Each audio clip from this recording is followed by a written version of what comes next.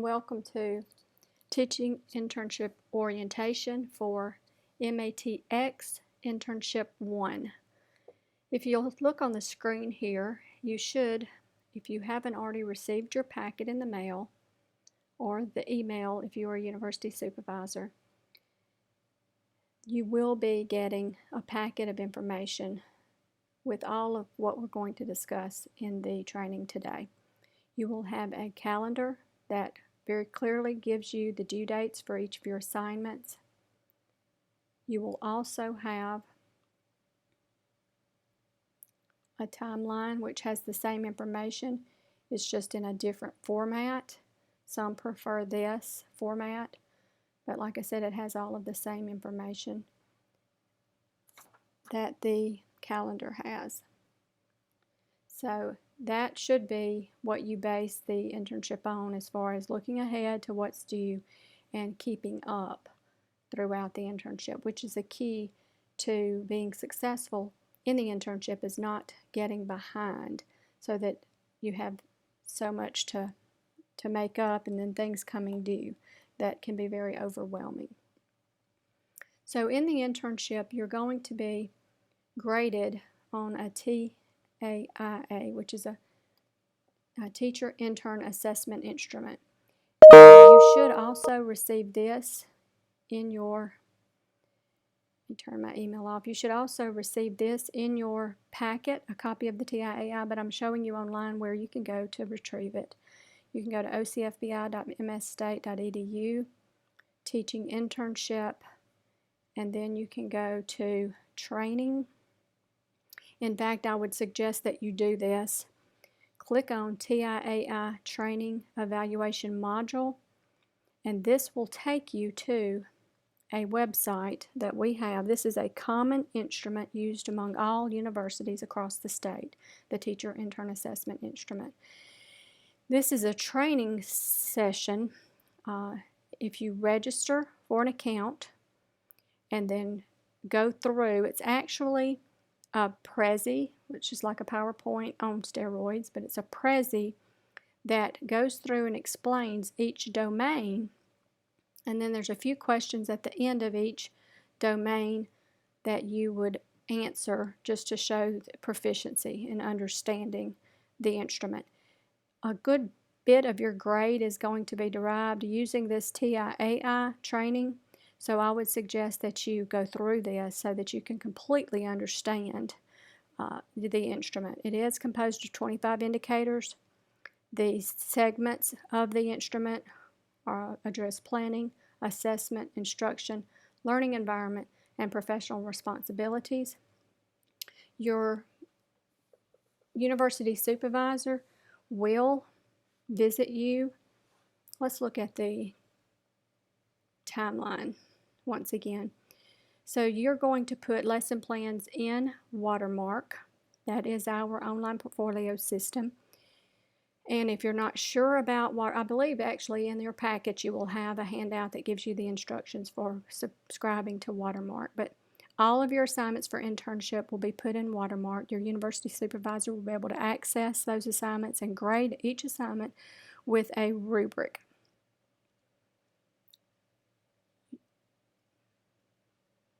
To better assist in meeting the standards within the TIAI, we have a special lesson plan template for you to use, which will also be included in your packet. So be sure to go buy that template. Let me pull that up.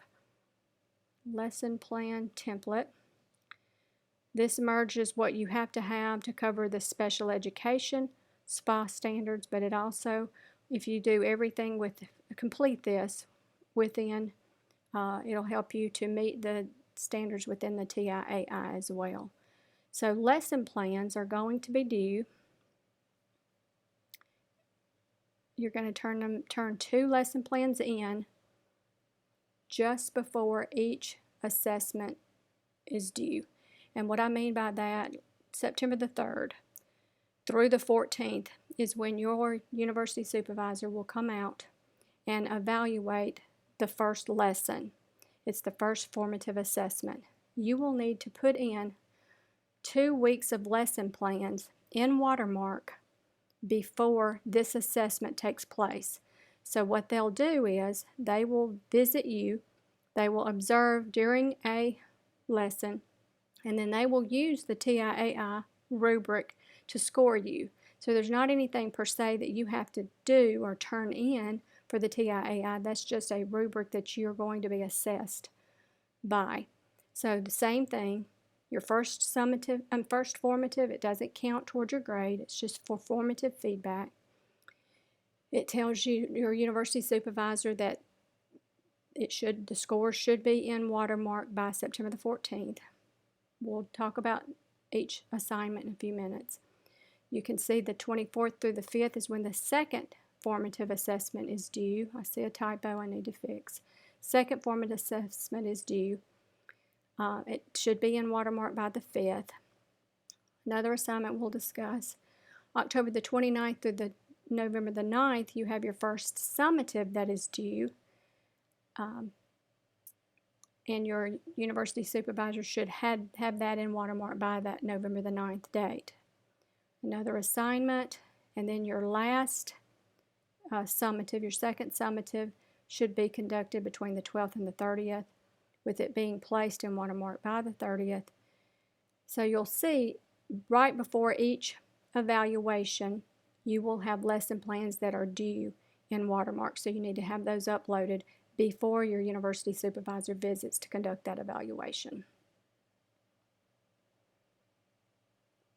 So looking at the assignments, you have a teaching philosophy assignment.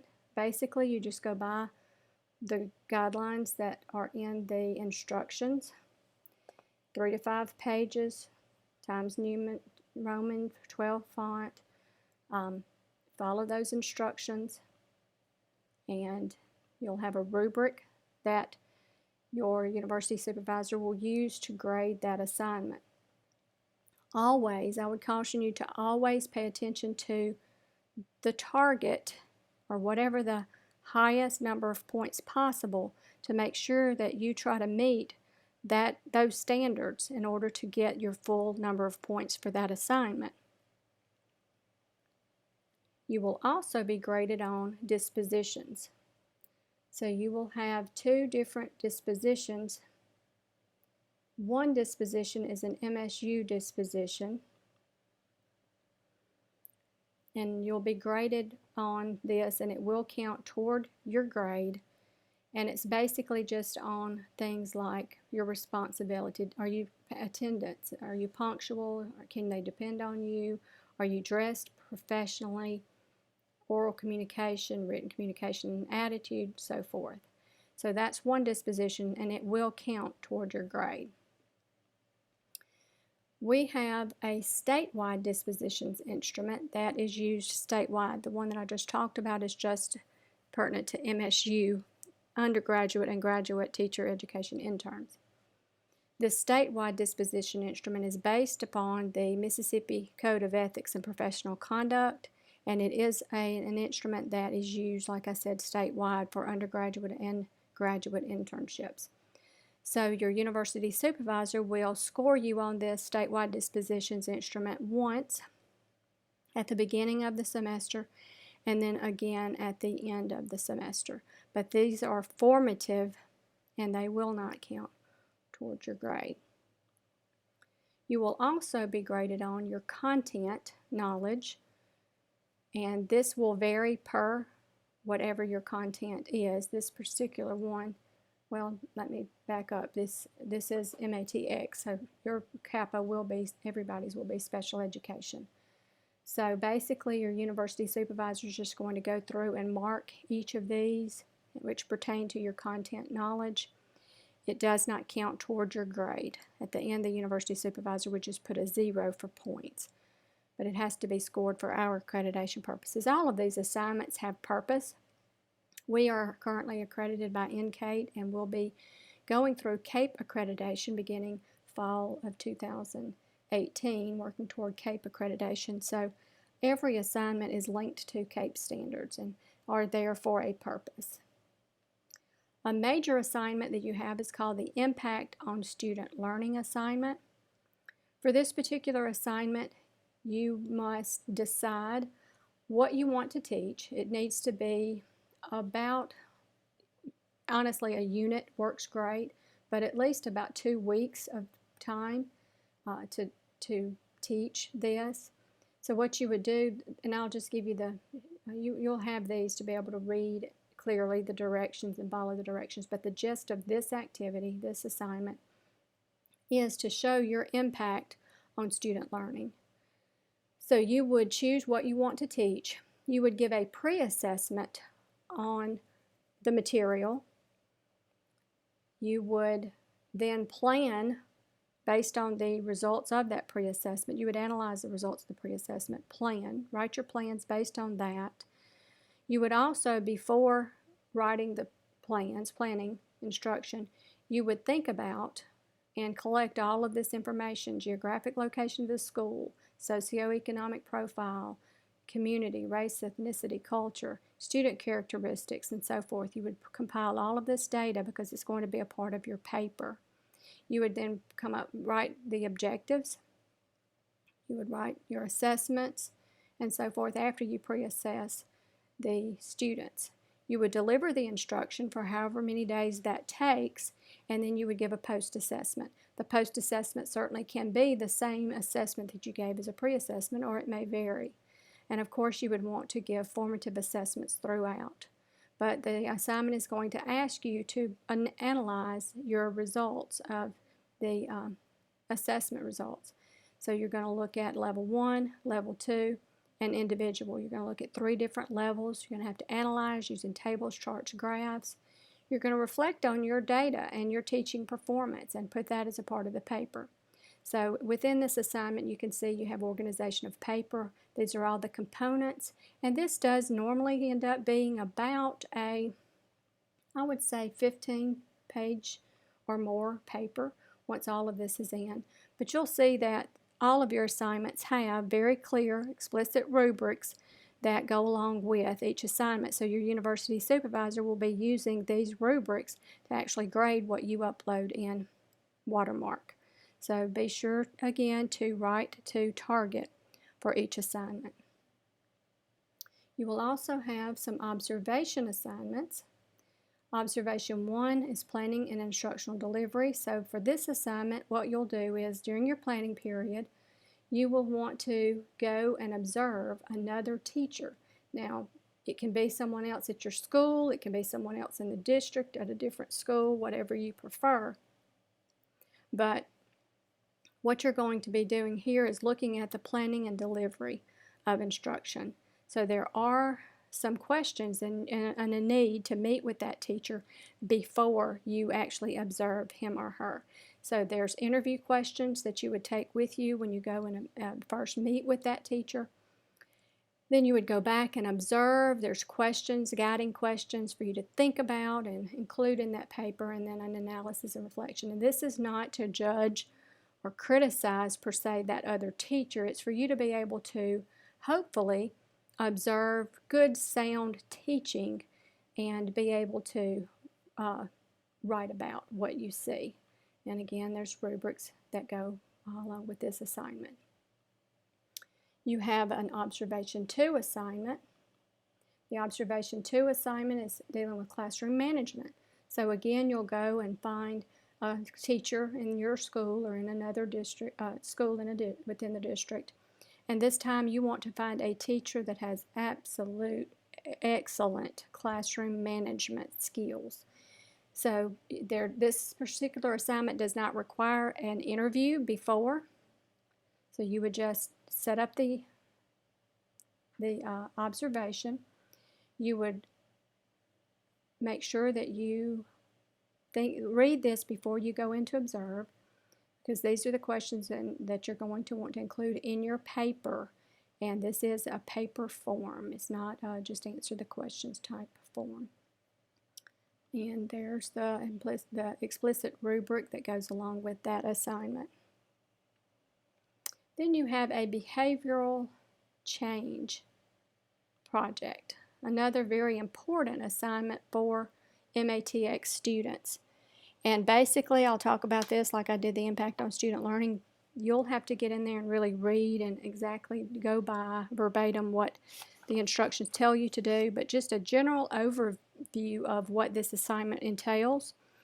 It requires that you choose a student, one of your students, who has an identifying behavior that needs to be changed. It could be a social target or it could be an academic behavioral target. So you choose which one. It needs to be a behavior that can be changed in 4 or 5 weeks, because that's the amount of time that you'll be working on this assignment. So you want to take baseline data for at least 5 days using the ABC behavior model to get a baseline. And you want to make sure that you collect data for additional days if you need it to justify stability in that baseline. Once you have taken the baseline data, then you are going to read at least 3 peer-reviewed journal articles dealing with the behavioral modification intervention, dealing with that particular behavior change that you are seeking. And you will write an implementation intervention, very clear step by step. Then you will implement this intervention, keeping detailed notes. And that intervention should last 4 or more weeks, usually 4 to 5 weeks. And you should see changes in the target behavior. And then you're just going to write that project up. And the format guidelines are going to be in a handout. They're also in TaskStream that you can pull down. Not TaskStream, I'm sorry if I say TaskStream. It has now changed to Watermark. Several companies merged together and TaskStream became Watermark. So if you see TaskStream on anything that's in any of the packets, know that that means Watermark. Also, we've tried to clean that up. So that's the behavior change project. And then you have a family involvement assignment. So the family involvement assignment is actually going to be made up of different aspects. One is going to require an introductory letter that you send home at the beginning of the semester to the parents and guardians, just introducing yourself. You're going to need to keep a documentation log of the contacts that you make during this semester. You want to do that anyway as a teacher. Always keep a log of any conversations, any contact that you make with parents or family members. And then you're going to have some activities, planned activities that you do to involve families in each child's education. So there are 3 different levels of involvement, and I try to remember it this way. Level 1 is where you don't really see the person, the family member. You can send home a newsletter, you can send home sneak preview, outlines of homework, take-home activities, tips for how families can help foster success. These are things that you send home. These could be Class Dojo or apps that you use to communicate back and forth with the family members. Level 2 is where you have at least one family member involved. So you might invite little Johnny's grandmother in to assist with centers one day. Or you might invite Debbie's mother, who is a nurse, to come in and speak to the class about something that y'all are studying. Tutoring, you may have family members come in and tutor, assist in any way, maybe a bulletin board. It's where you have at least a family member, one family member, come in and assist in some way that benefits the entire class. They might help. These are just some examples. And then a level 3 is an event. This is an actual event that you plan for your students. Of course, you can't claim open house because that's not something you planned, but you can take the time that people are there for open house and you can plan something over and above for your parents. Maybe open house begins at 6 and you ask your parents to come in at 5:30, and maybe you have share and take where you have some manipulatives and some fun activities that are real cheap to put together, that you can have the parents or family members there preparing and you show them how to play the games, and then they get to take in a little Ziploc bag the manipulatives with them, and then they have a little game that they can play at home to help with remediation, enrichment, whatever. But this is an actual event that you plan. So that's the family involvement activity assignment. And the family involvement rubric, since there are 3 different parts to it, there are 3 different rubrics. This would be the rubric that relates to the introductory letter, then this relates to the log, and then this relates to the planned activity.